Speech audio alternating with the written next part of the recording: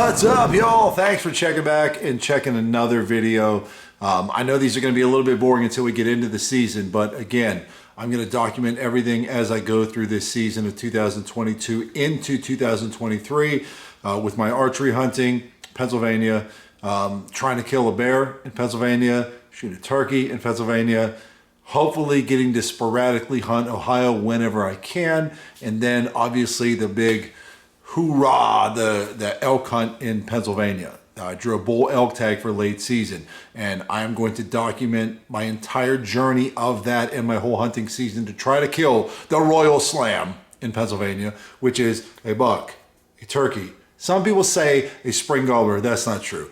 A turkey in general, a bear, and then an elk. So ideally, I'll kill a nice buck, I'll kill a big bear, I'll kill a fall turkey rather, then I'll kill the elk, and then God dang it, I'm going to go out and kill me a spring gobbler too, just to try and complete the whole thing. Maybe I'll sprinkle in a coyote for good measure if I can find one, but we'll see. I got big hopes for this hunting season, and I'm going to document everything that happens to me, whether it's good, bad, or ugly.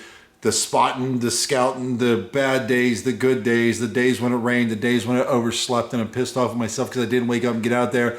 I'm showing that all here on Storming the Outdoors. I'm going to show you exactly what it looks like for me as a guy in the car business with a family that's literally just doing this every free minute that I get. I'm going to show you what it's like going through that to try to get trophies for the wall, meat for the freezer, memories that will last me forever, and just the whole thing that goes around that, and my friends and stuff and what they're doing, what they're coming up with. So that being said, first order of business right now, it is Wednesday, September the 21st, 2022. When I'm filming this video should be out tomorrow, Thursday, September the 22nd, I think. I don't know. I'm not real good at math, but so today, in the past couple of days, I've done some spotting. I've been checking my trail cameras. First order of business, trail cameras. Not getting a lot. One buck that looks promising. Looks to me like probably a 4-year-old deer. Don't really have any real good idea of how big he is. Just looks to be like probably a 10 point. Looks pretty nice. Can't tell how wide. With the Tacticams, you only get the second picture that it takes. So if you have it set up to take 3 pictures or 2 pictures in a video or 5 pictures, you get the second picture gets sent to your phone. I can request a high definition version of that. It costs me, I think it's $5 for 50, something like that. So I don't know, it's pretty cheap, but you can request a high definition version of that picture. Comes in a little bit better, but you can't request every picture in that series. The newer Tacticams, I know you can request the video and things like that, but I only have, I have the first generation Tacticam Reveal, and then I have the Reveal X. I have 3 of the originals, 2 of the Reveal X. But you can't request video from those. I know some of the newer ones you can. But I'm following those. I have them in some of the spots I hunted last year just to see what's in the area, hoping I can catch a buck walking by that gets my blood boiling. I also spend a lot of time spotting deer. About every night I go out and spot deer. Some days I don't see shit. Some days I see a lot. I've seen some decent bucks. I got some videos, some nice bucks, but not like nothing that it's a heart stopper. You know, occasionally you run into that buck that makes you go, holy shit. And that's what keeps you excited. When you're sitting in the stand for 5 hours, 10 hours, 12 hours, when it's cold or the bugs are biting you and you feel like, God, I'd probably rather be at home doing something. But then you hear a stick break and you think, well, probably a squirrel. And it's not. It's a deer. And then you get excited. Maybe it's that deer. Maybe it's that giant 150, 160, 180 inch deer that you saw spot deer. Let's be honest, I've never seen a 180 inch deer spotting deer. But that's the thing that keeps you on stand. That's the thing that keeps you sitting there. You might shoot a nice 8-point that walks by, but you're always staying in your stand because you remember that giant you saw where you're spotting. So I know some of y'all call it shining. I know it's not legal in every state. In Pennsylvania it is, so I use it. I use it quite a bit to determine if deer are coming into rut, if they're getting aggressive, where deer are moving, where I'm seeing deer at. I think it's a great tool if you're allowed to do it, to understand what phase of the rut a deer is in at that point. Sometimes you see bucks running does like crazy and it's like, yeah, I'm calling off work tomorrow because I got to be in the woods. Sometimes they're you don't see anything. It's like, well, what the hell's going on? And you get in the woods, you see deer all day. So as long as you can decipher the information you're getting at night, it's great. But regardless of that, the biggest order of business is I did choose my Pennsylvania elk hunting guide. I'm going to go with Trophy Rack Lodge, to no surprise to anybody, I don't think. I spoke with Larry and his wife. As you guys know, I do work in the car business, and spoke with Larry quite a few times, and he said he was looking for a Toyota Tacoma. No, Tundra. Looking for a Toyota Tundra. Gave me the specs of what he was kind of looking for, and managed to find him almost the exact truck that he wanted.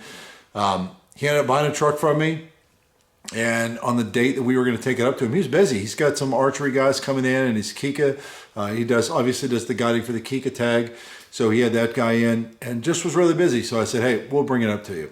I volunteered to drive the truck up to him. I'm the finance manager at the dealership, but I wanted to meet him, and I wanted to see the lodge. So I ended up driving up one morning, met him and his wife. They signed the paperwork there at the lodge. He looked over the truck, took it for a drive, and just seems like a wonderful guy. His wife seems wonderful. The place was absolutely freaking gorgeous. So really excited for that to come. That's not until January. I want to enjoy my time of, anticipation, because the anticipation is much of life, is most of the beauty of life, is the anticipation of something happening. So once it happens, it's really cool, but then it's gone. So I want to enjoy the anticipation, but I'm super excited to go up there and hunt with them. There's another guy from my neck of the woods that actually drew a tag. I've known him for years, not well, but I do know him, and looking forward to sharing camp with him. It's going to be over New Year's Eve, so we're going to probably have some beverages and tell some lies and have a good time, and hopefully do a lot of bullshitting and drinking and having fun over that night, because it's a Saturday night. Sunday we can't hunt, so everybody can get drunk on Saturday and enjoy New Year's Eve, hooray, and sleep in. So looking forward to that. But Trophy Rack Lodge is the place that I've decided to go. Most places up there are between $1,700-$1,800 and $2,500. So this is 2022 numbers.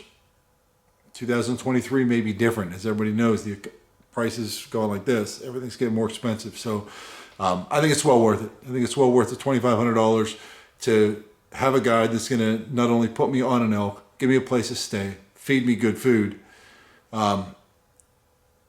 and then get the elk out of the woods. Because God, getting an elk out of the woods it's brutal. I know it's brutal.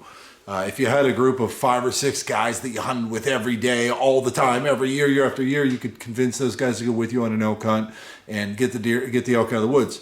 I don't have that. I have 1 or 2 guys that I hunt with once or twice a year, but I just never really had a group of friends that likes to hunt. So I'm going to go and hunt with a guide and hopefully kill a big bull, and those guys will get it out for me. And but I'm filming all that. I'm filming every piece of that happens. So you'll see that all here on this channel, the whole process of killing an elk in Pennsylvania. Larry and his guides have been very busy. They've killed quite a few bulls.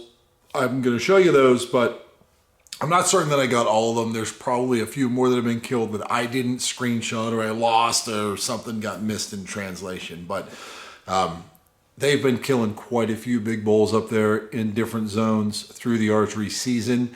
They're also obviously have a bunch of hunters for the regular season, and then I am part of the late season. So I'm going to be up there in, again, December, first week of January. I'm going to be there hunting.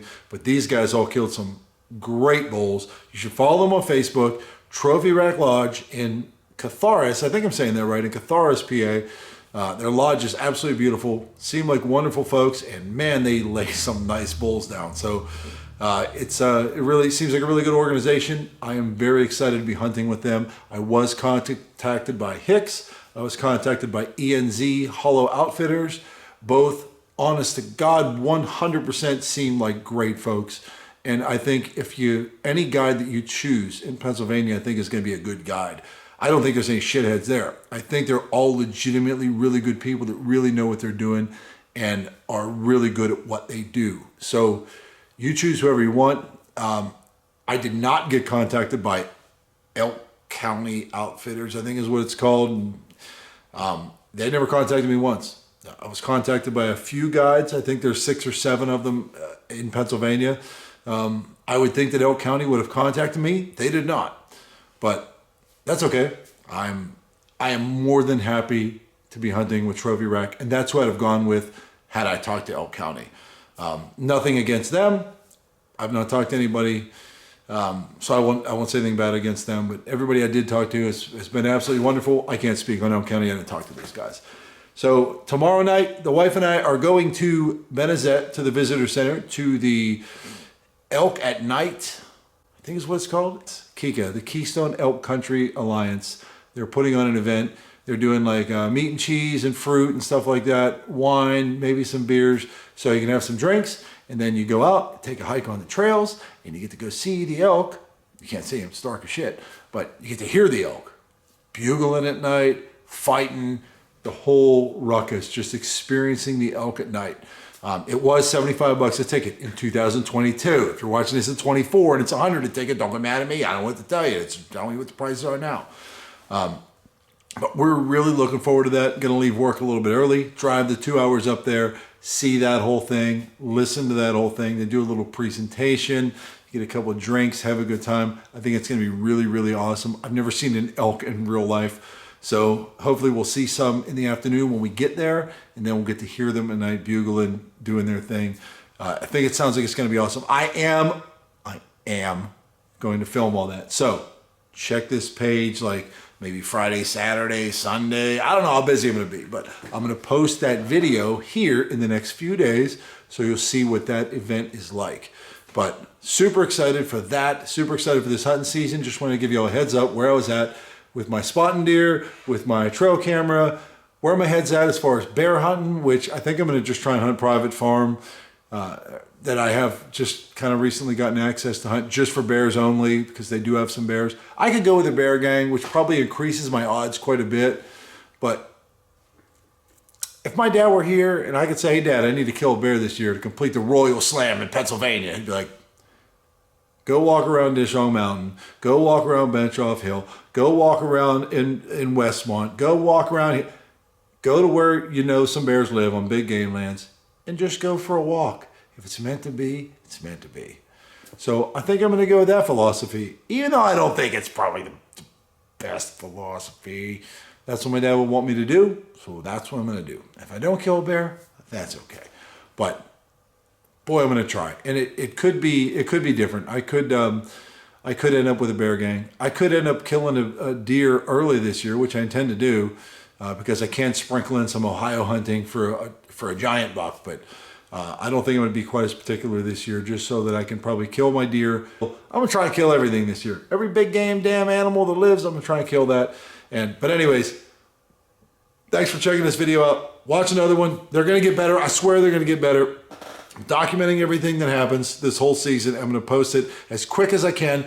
Low production quality, fast turnaround times. So you're going to see what I'm doing as I'm doing it.